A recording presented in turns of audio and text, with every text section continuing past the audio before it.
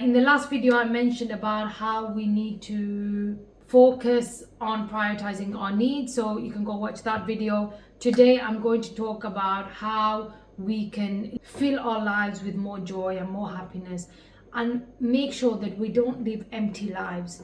A lot of people are walking around very empty. They don't have a lot going on in their lives. And the way social media makes it is as though that you need to be going on holiday, you need to have a relationship, you need to be doing all of these, you need to be a business woman or a content creator. That is what makes you an important person, and that is what makes your life interesting. But that's not what makes people happy. It is exciting to be traveling and to be doing exciting things with your life, but you can still have a full life without being a businessman, without being a content creator, without traveling the world. So this video will go into how we can make our lives more full and less empty. If you go online and you look up the wheel of life, it comes up with a wheel where there's different aspects of our lives, and we rank them in terms of how fulfilling we are in that area. So there are things like finances or wealth, career, relationships, family, friends, spirituality. There's a lot of things. And so if you take the wheel of life and you write all the things that are important to you, the things that you want to have a full life.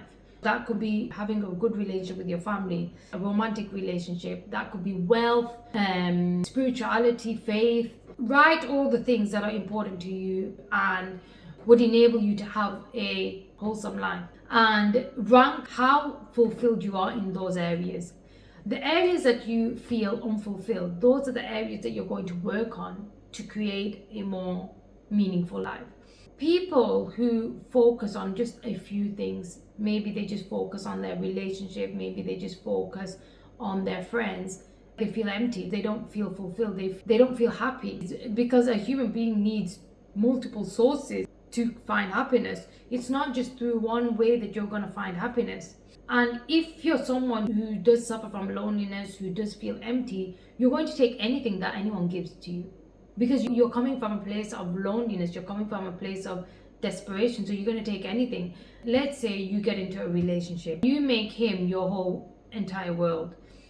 Maybe you have friends, maybe you have work, but maybe you do have a few things going on in your life, but because you feel empty, he's going to be the be all and end all for your happiness. So if anything he does wrong, it's going to create so much unhappiness because he has become the center of your happiness. And that is not the way we need to create relationships. Relationships are there as a source of comfort, as a source of love, but they're not the whole purpose of our life. Men are not the purpose of our life. In our culture, we tend to center men and make men the ultimate purpose in our life, and having a relationship, being married, and all of these things make us feel like we're not complete without a relationship. But a relationship doesn't complete you, you complete you. One of the ways that you can complete yourself is by having a more holistic lifestyle. Just look at the things that you feel unfulfilled in and start working on those. Start becoming the hero of your life. Become the one who is leading your life. Don't allow other people to lead your life. You can find happiness in so many places. You could be contributing to community. You could be doing something to help other people. You can find happiness there. You can find happiness through relationship. You can find happiness through family and friends. You can find happiness by taking care of yourself. Happiness and to source happiness is everywhere. It's unlimited. It's not out of your reach. But we have this idea and this concept that men are the only source of our happiness. No, men are companions, but if at the moment you don't have a relationship and the people that you're around don't seem to be good prospects, then you're not going to waste your time and energy on those people. If you believe in God and you center God into your life, that is your purpose. It's so much easier for you because you don't centralize men at all. They're not the center of your life. You have the source to go to for fulfillment. Utilize that. Utilize your faith to fill you, to complete you, because that is where you're going to find inner peace and inner completion. You don't need anything else. You can want things and they can be additions to your life, but they're not the ultimate joy and ultimate happiness for you. This will help you in your relationships with people, and this will especially help you in a relationship with men. When you don't have a life full of meaning, he's going to come and give meaning to your life. And no human being should be the meaning to your life. That is just a recipe for disaster.